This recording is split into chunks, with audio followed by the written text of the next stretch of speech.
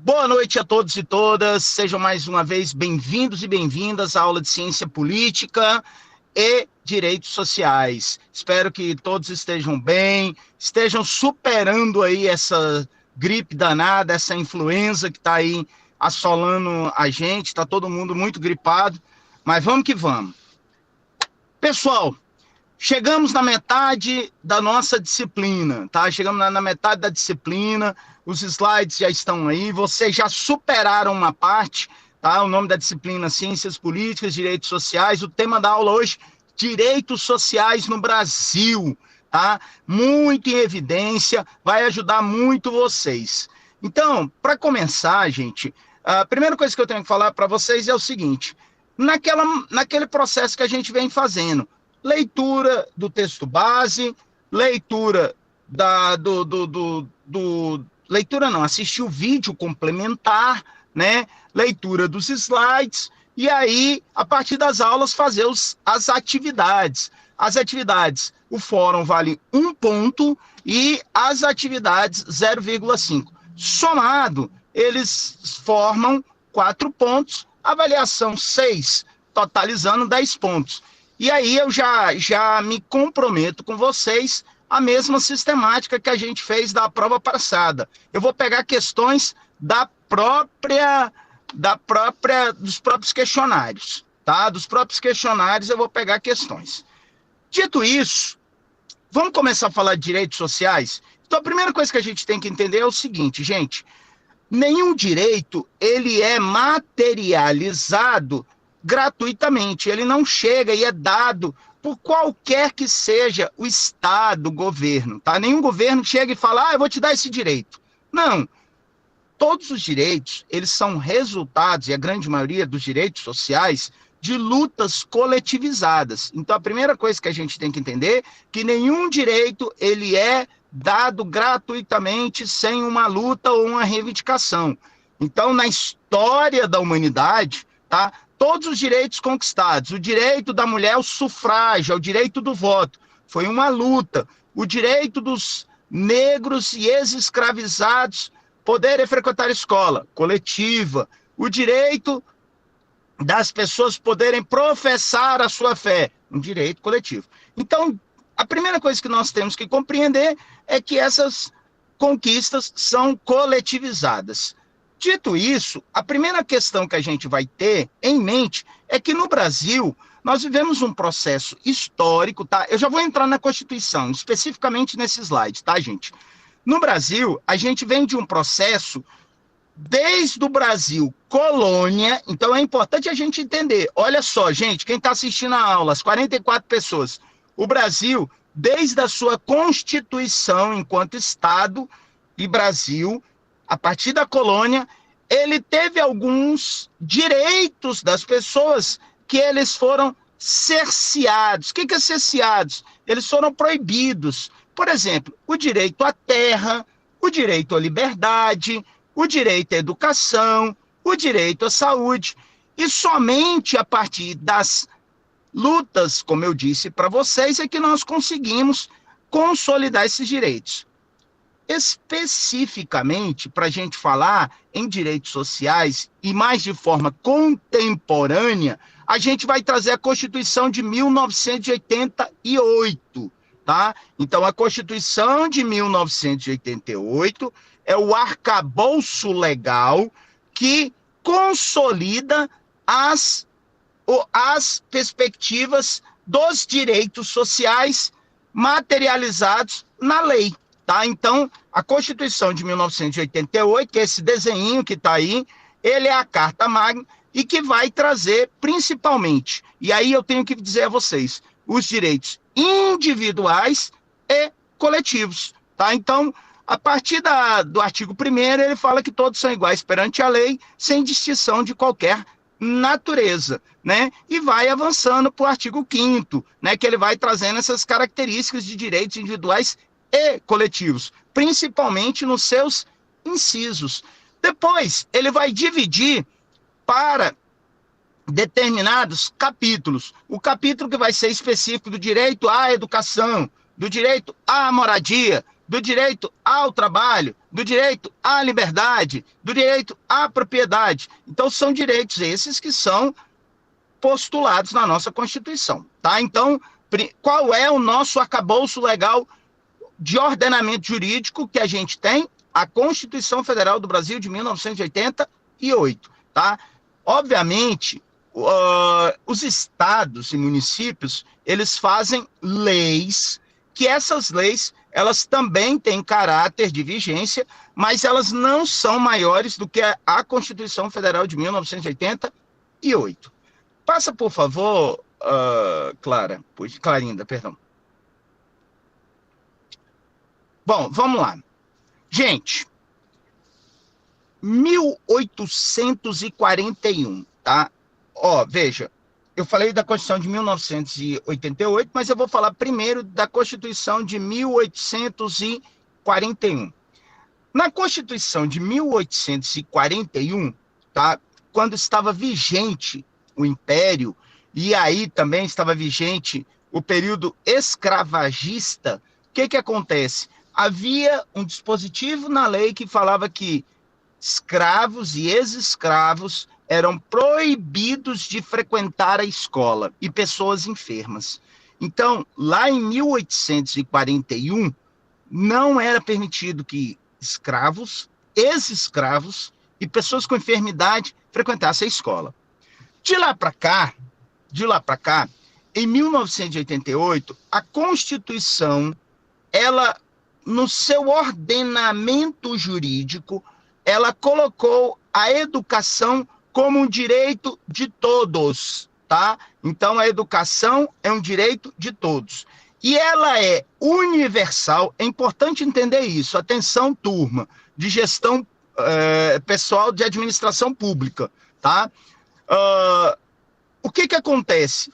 A educação na modalidade do ensino fundamental, ela é universal. O que significa isso? Significa que o Estado é obrigado a prover educação para todas as crianças, tá? Jovens que estejam em idade de se matricular na escola. Não poderá um aluno, um estudante, ficar fora da escola por ausência de vaga. É obrigação do Estado e dever dos seus tutores. Quem são seus tutores? O pai e a mãe, tá? Então, o pai e a mãe são obrigados a colocar os filhos na escola com possibilidade de sanções disciplinares a partir do Estatuto da Criança e do Adolescente. Então, resgatando o que eu estava dizendo, então, a partir da Constituição de 1988, o artigo 205, estabelece a obrigatoriedade do ensino público, tá? O ensino é público, universal na modalidade do ensino fundamental e podendo ser público no ensino superior, mas não é universal. Por que eu estou trazendo isso? Nesse dispositivo, ele não obriga o Estado a fornecer vaga para todo mundo na universidade. É até por isso que existem universidades particulares. Agora, o Estado, ainda não sendo obrigado a oferecer vagas para todo mundo, ele tem que criar políticas públicas que atendam também o ensino superior. E aí vai ser uma outra lei, que aí no slide vocês estão vendo, que vai dar suporte à chamada, só um pouquinho, Clarinda, a chamada Lei de Diretrizes de Base da Educação, a chamada LDB. A LDB vai dizer quais são as modalidades de ensino. As modalidades de ensino são ensino fundamental, ensino médio, ensino superior, ensino técnico, tecnológico, ensino profissionalizante. Então, ela vai definir isso e vai definir a gratuidade e a publicidade dessas formas de ensino. Lembrando que nós ainda temos no Brasil, um grande contingente de pessoas analfabetas, não alfabetizadas. Então, é importante lembrar disso. Por quê? Porque senão fica parecendo que nós só temos coisas perfeitas no Brasil. E não é. Tá? Então, na verdade, nós temos o arcabouço legal, mas para que esse arcabouço legal ele se transforme em realidade, entra justamente vocês da administração pública. Por quê? Porque você vai precisar do que nós chamamos de lei orçamentária. Nós vamos precisar de orçamento para a implementação dessas políticas públicas, principalmente as que são do foco da educação, tá? Então a gente precisa destinar, tá, anualmente um percentual do orçamento, tanto da União, dos estados e do município, para a educação, tá? E aí os administradores vão fazer a leitura e a radiografia de quanto se precisa para implementar merenda escolar, transporte escolar, quantitativo de alunos em sala de aula e etc. Tá? Então, por isso que a gente trabalhou como direito social à educação. Então, a educação é um direito social preconizado na Constituição, artigo 205 e subsequentes. Vamos para frente. Ainda nos direitos sociais, a gente tem na Constituição Federal também nos seus capítulos o que nós chamamos de direito à saúde. No Brasil, criou-se um sistema único de saúde. O que é o sistema único de saúde? O SUS.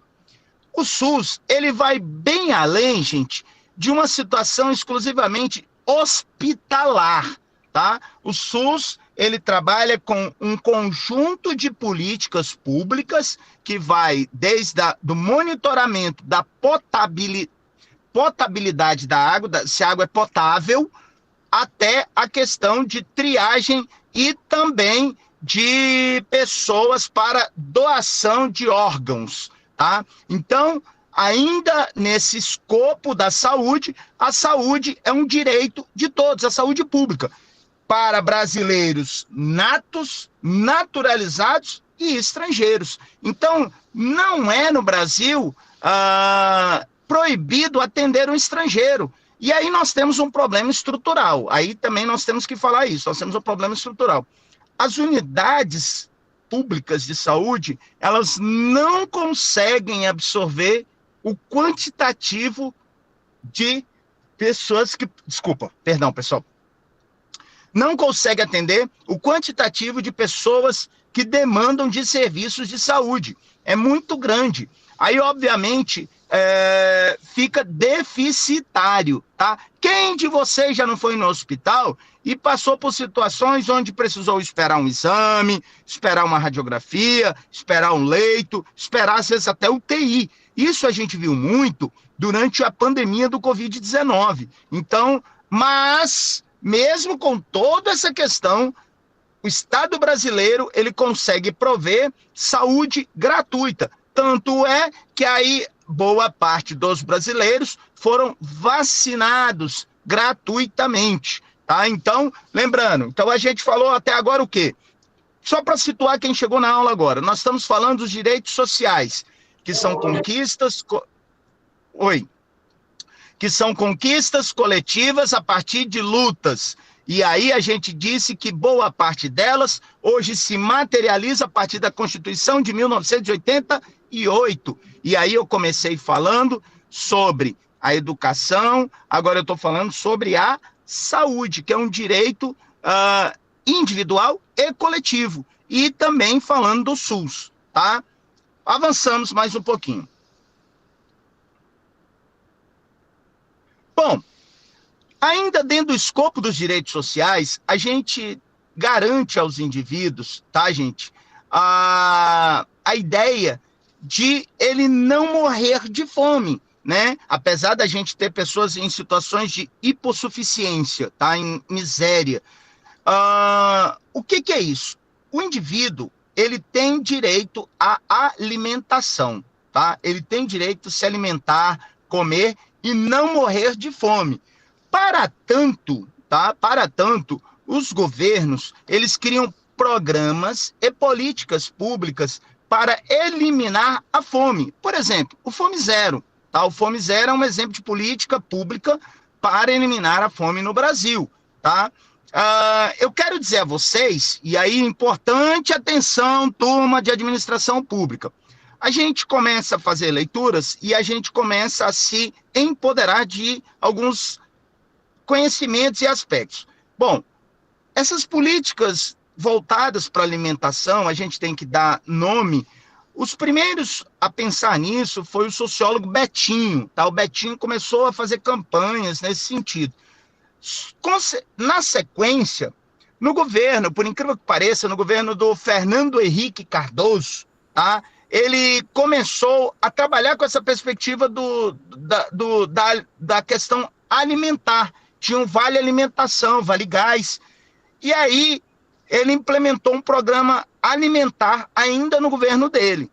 Na sequência, tá, depois dos 2 mandatos de Fernando Henrique Cardoso, o governo do PT, ele criou essa ideia do programa Fome Zero, onde ele é o chamado, que ele trouxe o chamado Bolsa Família, que ele trouxe um conjunto de programas que tinha e juntou em um único programa para subsidiar famílias em condição de vulnerabilidade econômica. Tá? Então, professor, eu não quero falar de política. Gente, a aula é de ciência política.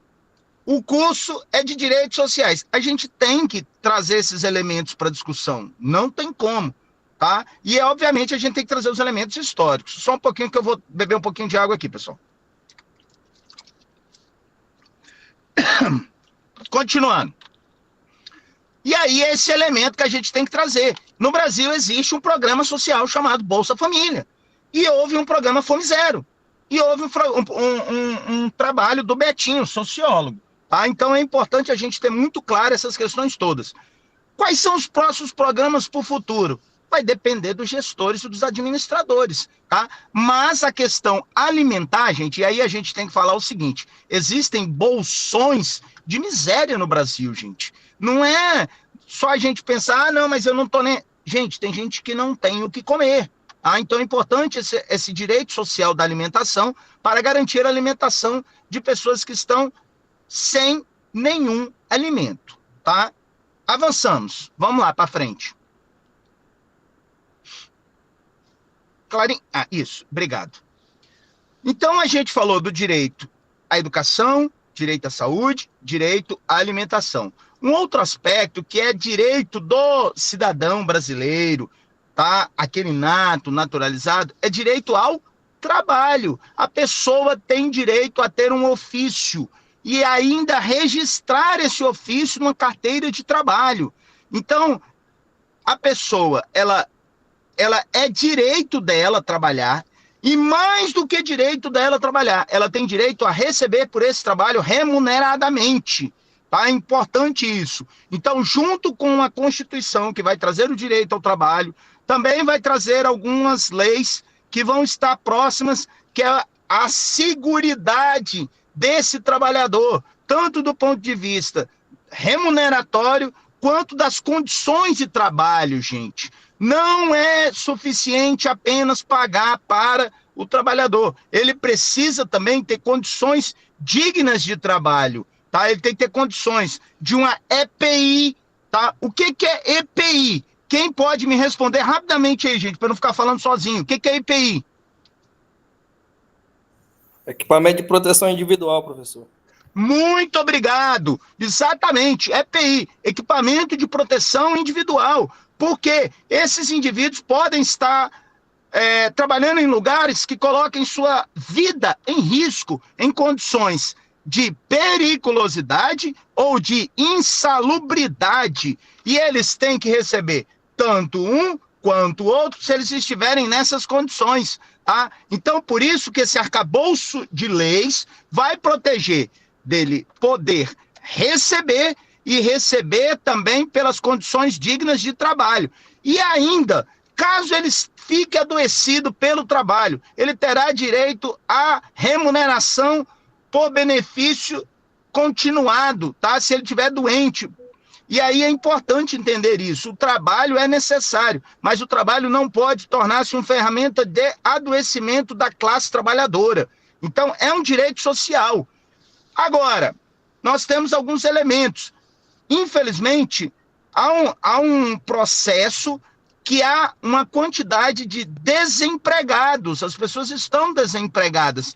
E em alguns momentos, tá, eles se colocam, de qualquer forma, para ter um trabalho, mesmo que em condições análogas à escravidão. Então, percebam, então, há um processo de pessoas desempregadas, pessoas passando necessidade e que muitas vezes, em alguns casos, se colocam em condições análogas à escravidão para não ficarem desempregadas. Então, é importante a gente entender que o direito ao trabalho, ele é um processo, mas é um processo onde existem pessoas que trabalham, devem ser remuneradas, devem ser resguardadas condições melhores de trabalho, tá? Quando eu digo condições melhores de trabalho, eu estou dizendo de condições adequadas, tá? Condições adequadas. Eu não estou dizendo que a pessoa tem que ter, de repente, uma cadeira uma cadeira gamer, ou então ele vai ficar deitado. Não, não é disso que nós estamos falando. Nós estamos falando em condições adequadas de trabalho para exercer aquela determinada função. Por exemplo, se ela fica muito tempo no teclado, ela vai precisar ter um equipamento para botar lá para não ocorrer lesão por esforços repetitivos, que aí vai ser um problema que vai acarretar devido ao próprio trabalho, tá? Então, de novo, o trabalho, ele é um direito social. Então, educação, saúde, alimentação e trabalho são direitos sociais, mas tem que ter condições dignas para mesmo. Continuando. Bom, mais um outro elemento, e aí a gente tem uma situação muito delicada no Brasil. Muitas pessoas não têm moradia, e algumas têm moradia inadequadas, tá? Mas a Constituição, ela garante que as pessoas tenham moradia digna. O problema é que nós temos uma situação, primeiro, nós temos um crescimento urbano. Primeiro é isso, crescimento urbano. Áreas tomadas e nem todas as áreas são adequadas para moradia. Segundo, não há moradias populares, e aí acaba havendo, de certa forma, uma questão aonde algumas áreas, elas saem da perspectiva de possibilidade de aquisição pelo trabalhador. O trabalhador não tem nem condição de comprar, é muito caro. Então, a moradia se torna algo distante. O que acontece? As pessoas vão morar em situações muito degradantes, às vezes, em barraco de papel, lona, debaixo da ponte, tá? Então, muitas pessoas acabam morando nessa situação porque não existem moradias populares. Por outro lado, né, as pessoas têm que ter assegurado essa condição de possibilidades. De novo, de acordo com o conteúdo de vocês, de administração pública, é dever do Estado criar políticas públicas de acesso à moradia. Entre elas, né, não há como não citar o Minha Casa Minha Vida. É um programa habitacional, tá? Um programa habitacional para as pessoas adquirirem imóveis de acordo com o preenchimento dos requisitos. Tá? É um exemplo, já, tá, gente? Então, toda política que atenda a população no sentido de moradia, ela tem que também ser implementada pelo determinado governo ou determinado estado, tá? Então, existem casas populares também sendo implementados conjuntos habitacionais pelo Estado, tá? Não só pelo governo federal, mas também pelo Estado. E isso é importante para que nós tiremos as pessoas, muitas vezes, de situações de risco. É o que nós vemos muito nas populações que moram em comunidades nas encostas. E aí, obviamente, quando tem os deslizamentos, a fatalidade é gigantesca, né? Muitas mortes. Então, é importante entendermos que o direito à moradia é um direito coletivo, tá? E, ao mesmo tempo, ele passa por essa questão das políticas públicas, tá? Por outro lado, eu tenho que ressaltar, existem muitos prédios vazios e que poderiam ser utilizados como unidades habitacionais públicas, tá? Ninguém está dizendo em tomar o que é dos outros, está dizendo em desapropriar e pagar o valor digno àquelas pessoas. Se assim for detectado como prédios que estão vazios e sem produtividades. Vamos avançar mais um pouquinho. Bom, outro aspecto, e vejam que eles estão conectados. Moradia está conectado ao direito ao transporte. Boa parte dos trabalhadores, eles têm que se deslocar da sua moradia para o seu local de trabalho. Para tanto, eles precisam ser assegurados pelo Estado, né? E aí pode ser, o Estado pode fazer uma parceria público-privada, gente, tá? Com a iniciativa privada para disponibilizar esses meios de transporte. Então, é importante o direito a um transporte digno, tá? Por quê? Porque senão o trabalhador, primeiro, corre risco de vida, ou risco de morte, né? No caso não é risco de vida, é risco de morte. Segundo, condições inadequadas para o transporte. Terceiro, o trabalhador vai de novo ficar adoecido, pode ser psicologicamente, pode ser fisicamente, tá? Então, o direito ao transporte é um direito preconizado também pelo Estado. O Estado tem que criar esse... Agora, antes que eu possa até terminar a aula, alguém fala assim, professor, na teoria é muito bonito, mas na prática isso não funciona. Não funciona porque não existe políticas públicas ainda trabalhadas de forma eficiente a desafogar um determinado tipo de transporte, implementar outro ou criar canais de conexão, tá? Então, a gente encontra muitos ônibus, trens, metrôs e barcos e até carros que transportam de carroceria lotados? Sim. Por quê? Porque o Estado ele está sendo desidioso na implementação de políticas realmente eficientes do Estado, de transporte. E aí, gente, é aquela chamada história. O que vai acontecer? Quando tem um desastre, aí tem uma comoção muito grande, aí fala, não, agora nós vamos pensar na política de transporte. Mas aí, a custo de vidas. Então, é importante a gente entender essa perspectiva, que o transporte é um direito coletivo, tá? Ele é um direito da sociedade. E aí a sociedade, e não é gratuito, tá? Boa parte desses transportes, eles são subsidiados pelo governo, tá? Mas também a população paga. Então, parte subsidiada, parte da população. Continuemos, por favor. Bom, nem só de trabalho vive as pessoas. É garantia, tá, preconizada nas leis, na Constituição, direito ao lazer. As pessoas precisam se divertir. As pessoas precisam desopilar. As pessoas precisam parar para ir num show, assistir um cinema, ir no teatro. Porém, cabe-se salientar que essa popularização ela ainda é distante. Precisa-se que esse direito ao lazer ele seja assegurado. Como? Criando políticas públicas que levem espetáculos à periferia, criando meia entrada, criando mecanismos que as pessoas... Ah, professor, meia entrada já existe.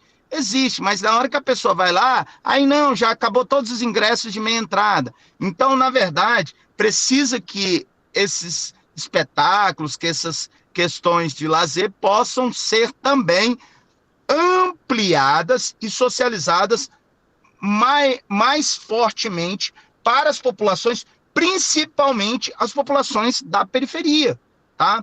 Outro aspecto do lazer é o próprio esporte. O esporte, ele tem que ser cada vez mais implementado como políticas constantes com dois aspectos. Primeiro, vislumbrar futuros atletas, tá, que possam representar o país em disputas oficiais e, ao mesmo tempo, também para a saúde das pessoas. Tá? Então, o esporte ele também contribui. Quanto mais pessoas saudáveis, menos impacto lá naquele outro direito, segundo que a gente falou, na saúde. Tá? Então, quanto mais gente saudável, menos gente no hospital. Menos gente no hospital, mais leitos para pessoas que precisem. Tá? Então, o direito ao lazer, ele é importante.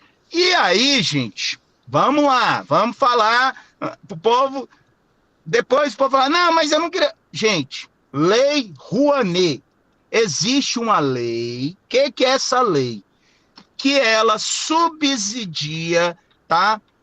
Financeiramente alguns espetáculos, algumas produções com dinheiro público, mas esse mesmo espetáculo ou produção pública também tem que reverter para o social, tá, gente? Então, seja um filme, seja um teatro, seja uma capoeira, tem como ser subsidiado, tá? E aí, obviamente, passa por um crivo de critérios de análise para ver quais estão dentro do perfil para ser financiado por essa lei, tá? Qualquer pessoa pode pedir? Pode, tá? Aí vai depender dos critérios do edital, existe um edital. Então é para isso que as políticas públicas existem. Vamos avançar. Gente, um dos mais complexos, direito à segurança. Bom, eu quero começar dizendo para vocês, tem uma frase do Max Weber que ele diz o seguinte: o monopólio legítimo da força cabe ao Estado. Eu vou falar devagar de novo, tá, gente? Para vocês anotarem aí. O monopólio legítimo da força cabe ao Estado. O que significa isso? Significa, em outras palavras, que o Estado, né, é que... Ah, obrigado, Marcos, a lei Aldir Blanc, obrigado. O Estado é quem manda, é isso? Quase isso, help. É o seguinte, o Estado é que é o detentor do direito e da possibilidade de te algemar, de te conduzir coercitivamente se precisar, de repente, tendo uma confusão onde está muita gente se machucando, utilizar a força para apartar aquela briga. Somente o Estado pode fazer isso. As pessoas individualmente não podem pegar uma barra de ferro e sair batendo umas nas outras. Não. E quem é o Estado? Os representantes legítimos do Estado. A segurança pública, tá? Polícia Civil, Polícia Militar, as forças auxiliares, Exército, Marinha, Aeronáutica, tá? Os guardas metropolitanos, os guardas municipais. Esse é o aparato de segurança, tá? Então, aquela história, quem que vai me defender? Ah, liga pro Batman. Você não gosta da polícia, liga pro Batman. Os impostos que nós pagamos, tá? Eles são para subsidiar a segurança pública. Então, o cidadão tem que ligar para a segurança pública mesmo, não é pro Batman, tá? Então, é direito das pessoas ligarem para a segurança pública, o 190. Mas não tem efetivo para todo mundo. Esse é um dos problemas. Então, aí é que entra a ideia de trabalhar primeiro na prevenção para a criminalidade não crescer. Porque senão a criminalidade cresce numa progressão geométrica e as medidas numa progressão aritmética, ou seja, não consegue alcançar. O Estado, ele tem um efetivo de policiais. Se a criminalidade crescer muito, muito, assustadoramente, nunca o Estado, de fato, vai conseguir conter toda a criminalidade, tá, gente? Mas, lembrando mais uma vez, cabe ao Estado o monopólio legítimo da força, tá? Por isso que seus agentes, eles podem dar a voz de prisão, tá? Isso, lembrando, dentro da lei.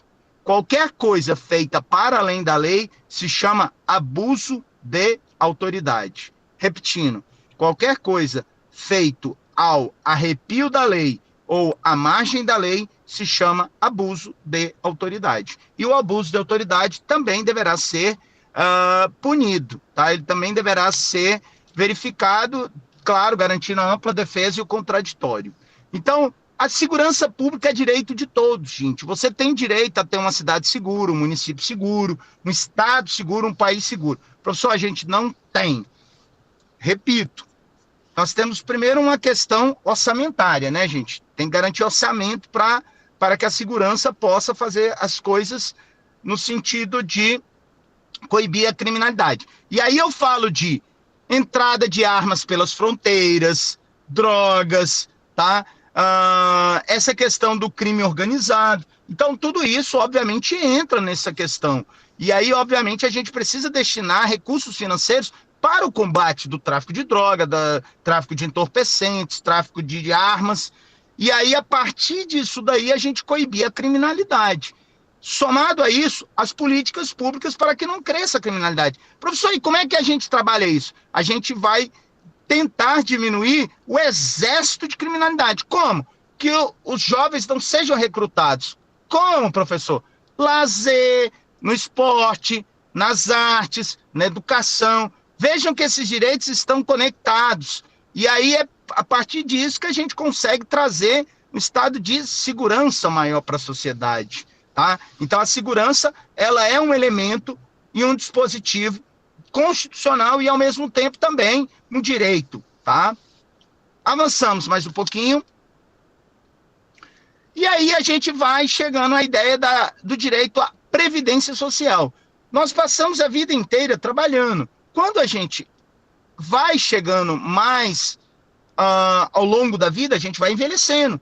A gente precisa de o que nós chamamos de seguridade social, que é a chamada previdência. A gente precisa ter algo que nos custeie para que a gente possa ter uma vida menos complexa. Obviamente, gente, a previdência social, ela vive do que se arrecada, tá, gente? Então, ela é um conjunto de arrecadação também. Então, o que está acontecendo? Primeiro é o seguinte, a gente tem que trabalhar com essa perspectiva. A expectativa de vida, ela aumentou ao longo dos anos. Antes no Brasil, a expectativa de vida era 70 anos. Agora as pessoas estão vivendo 80, 85, 87 anos. Logo, o tempo de vida aumenta.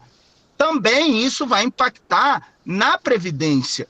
Mas é direito das pessoas que a Previdência seja assegurada e que elas possam pagar a Previdência e no futuro receber. Vamos entrar na polêmica, a polêmica do dia. Ocorreu, né, segundo a Polícia Federal, fraudes em benefícios de aposentados com descontos indevidos, tá? Isso por parte de entidades que cobravam sem a devida autorização dos aposentados. Resultado, esses aposentados estavam sendo lesados. Isso é crime. De fato, a Polícia Federal foi correta ao verificar. A Polícia Federal tem que investigar, apurar os culpados e, ao mesmo tempo, que sejam ressarcidos os aposentados, os beneficiários, os previdenciários. E o governo, as instituições têm que proteger. Não pode deixar a população fragilizada para que seja vítima desses golpes. Principalmente numa situação em que a gente vai envelhecendo, a gente está mais cansado, a memória já não ajuda mais. Então, muitas coisas fazem com que muitos golpistas se usem desses mecanismos para atingir aposentados, principalmente em consignados e etc. Mas, reitero, é uma política que tem que ser implementada para assegurar. Os estados têm os seus institutos de previdência, o município tem seu instituto de previdência, a União tem seu instituto de previdência, tá? E existem as formas de aposentar. Você pode aposentar-se por idade, por invalidez, tá? Por doença, temporariamente. Na verdade, você pode ter uma aposentadoria que você está num estado de doença e depois você se cura e desaposenta, tá? Então, é importante a gente verificar todos esses aspectos, porque, repito, gente, amanhã vocês estão trabalhando em INSS, amanhã vocês estão trabalhando como auditores fiscais do trabalho, vocês estão trabalhando em todos esses locais como administradores públicos e auditores. Então, é por isso que a gente traz esses elementos. Vamos mais para frente um pouquinho. E aí, gente, a gente vai chegando à ideia, como eu falei, da idade que avança, também tem os primeiros que estão conosco, são as crianças e os adolescentes. Então, é importante que haja uma política, e é importante um direito social à proteção à maternidade e à infância, tá? No caso da infância, a gente tem o Estatuto da Criança e do Adolescente, que protege essa criança de diversas formas, tá? Do ponto de vista físico, psicológico, social, tá? Educacional, e a maternidade também. Teve uma questão muito legal que foi recentemente nos últimos anos, tá, gente? Aprovado, que foi a possibilidade de mulheres que estão grávidas, estão em processo de já quase ganhar o neném, ter o seu companheiro ou companheira ao lado na hora do parto, tá? E isso foi muito importante, por quê? Porque é um momento de muita fragilidade. Então, as pessoas precisam de pessoas que confiem estar a seu lado. Isso é uma forma de uma política pública de humanização e, ao mesmo tempo, uma política pública voltada à maternidade. Para além disso, professor, cita outro exemplo, banco de leites. Tem muitas mães que não conseguem, dada uma determinada questão física, produzir leite. E aí existem os bancos de leites para subsidiar justamente quando a criança recém-nascida precisa daquele leite materno, tá? Nos primeiros momentos. Então, é muito importante essas políticas públicas voltadas também à maternidade. Para além disso, a gente precisa garantir leitos nas maternidades, tá? Porque muitas vezes as mães vão para as maternidades e elas estão lotadas, e às vezes elas não conseguem leite para os seus... Desculpa, só um pouquinho. Para os seus partos. Tá? Então, é importante essa questão. E a Constituição também assegura essa questão. Tá? Vamos avançar mais um pouco. E aí, gente, a gente chega na situação das pessoas que estão na situação de desamparados, mendicância. Tá?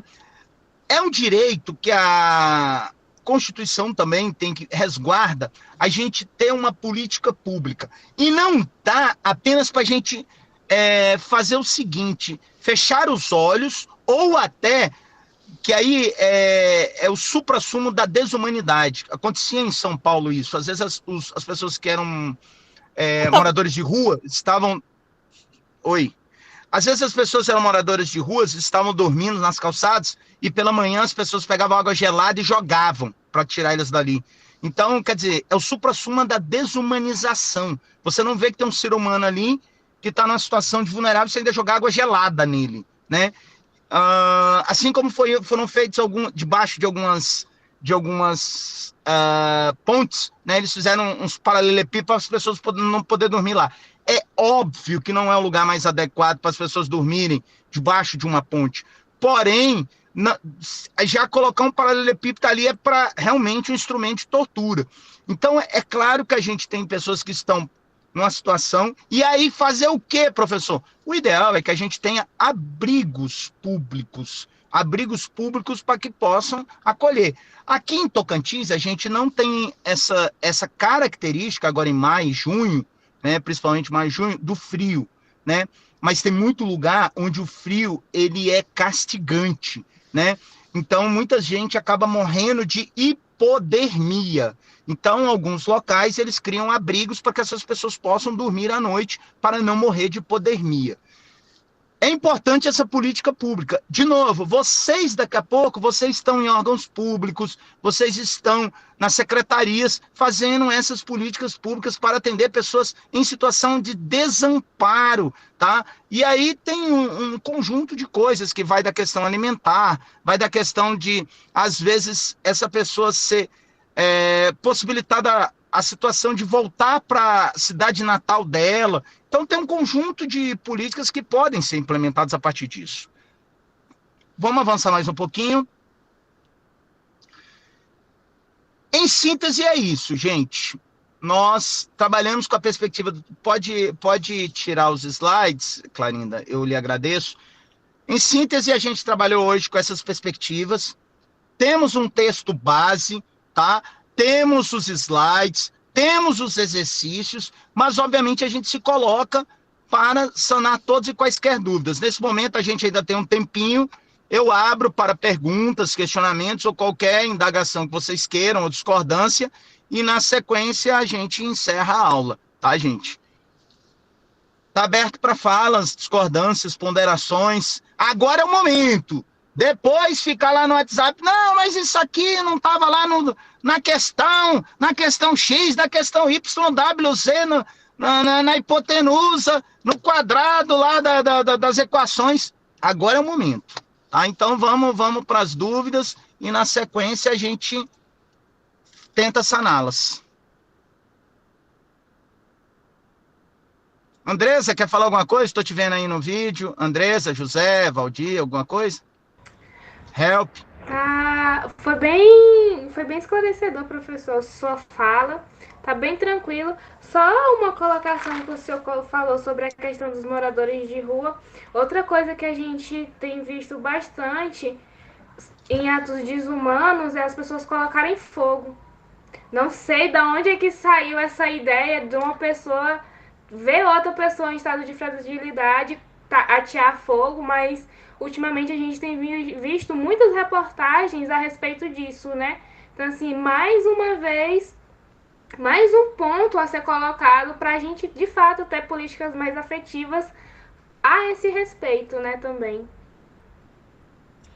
Perfeitamente, Andresa, muito obrigado. E, na verdade, essa perturbação, eu acho que é um perturbado uma pessoa que faz uma coisa dessa, essa perturbação teve... O primeiro efeito foi lá em Brasília, com um índio chamado Galdino. O índio Galdino estava na parada de ônibus e ele não era morador de rua. Olha que coisa de perturbado. Um conjunto de jovens estava vindo de uma festa, ele tinha que voltar e aí, como já estava tarde, já não tinha mais ônibus, ele dormiu na parada. E aí os rapazes vindo da festa pegaram um álcool, foram lá e tacaram fogo nele. Aí jogaram álcool, mataram o índio Galdino. Então, assim, pra você ver, perturbado. Pessoa perturbada que não sabe, enfim.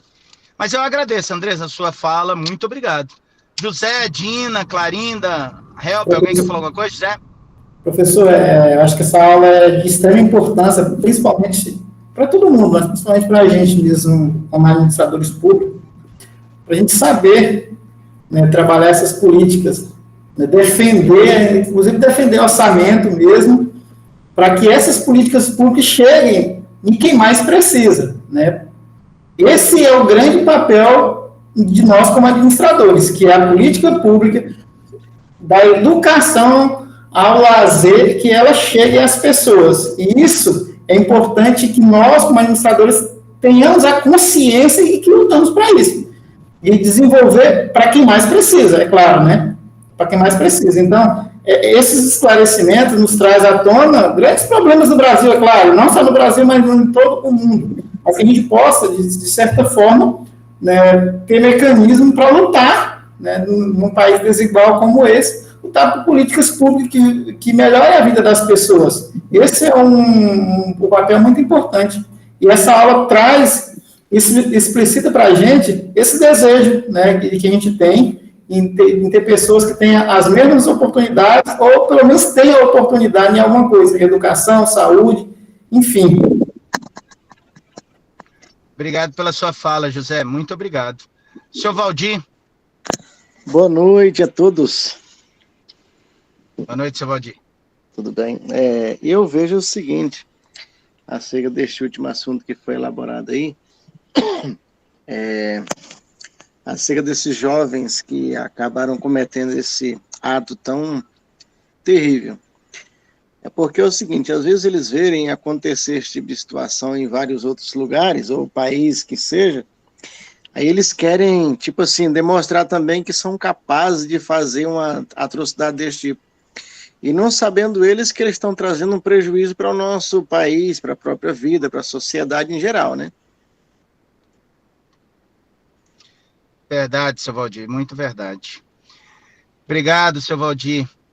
Gente, alguém tem mais alguma ponderação? Senão eu vou pedir para a Clarinda fechar. Depois vocês podem rever essa aula, tá? Depois eu vou subir essa aula, vou rever.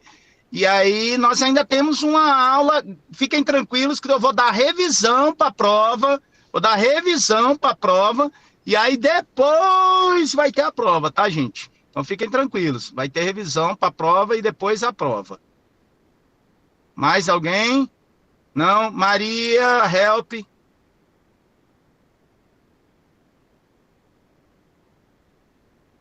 Boa noite, eu tenho uma pergunta. Pois não. É que essa aula aqui é de sexta-feira passada, né? E a de hoje não tem aula, como é que... Não tem aula gravada, só os conteúdos, os textos. Confirmem para mim Ou aí. eu estou enganada? Eu acho que você está enganada. Confirmem para mim aí, por gentileza, gente. Eu acho que está em dia. A da aula passada é que eu não subi a aula gravada ainda. A da aula Que é essa? passada. Não, não, não. Você- Não, essa é a de hoje mesmo. É a data de hoje. Essa é a data de hoje. Tá no dia certo. A da aula passada é que eu vou subir a gravação. A gravação já foi feita, eu só não subi ainda. Eu não subi ainda, Fabiane.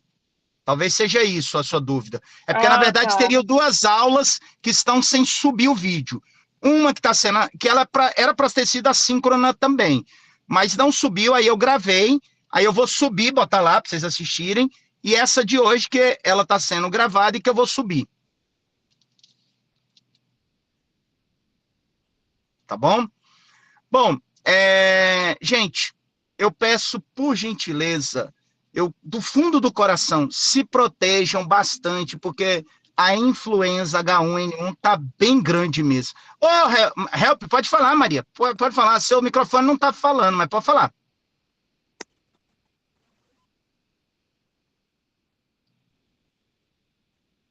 Não tá saindo som, Help.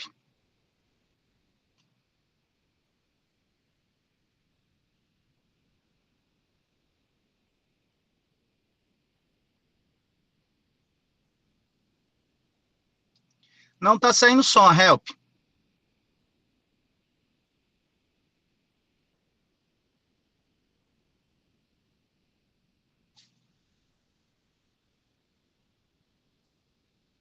Infelizmente, não tá saindo som, Help.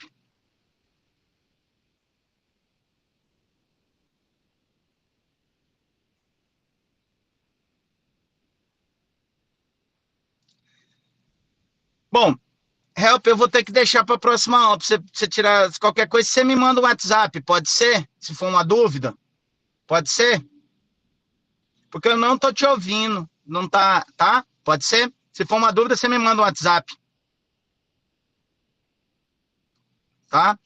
Gente, quero agradecer a cada um que participou dessa aula, principalmente reitero meus agradecimentos, Clarinda, muito obrigado por você ter auxiliado. Repito, vocês estão na situação singular, tá? Vou sair daqui agora, volto lá pro quarto para cuidar da professora Otília e da mãe dela, que estão internadas. E cuidem-se, gente, porque influenza realmente tá muito grande e ela tá vindo forte, né? Tá uma gripe grande mesmo. E aí é isso. Professor, Pois não, Clarinda. perguntaram aqui no chat se tem frequência hoje. Não tem não, pode ficar tranquilo. A frequência já é o nome das pessoas que estarão na gravação, eu já consigo pela gravação saber. Pela gravação eu consigo quem está presente, tá? Clarinda, você pode parar a gravação, agradeço mais uma vez, gente, desejo a cada um e a cada uma boa noite, assim que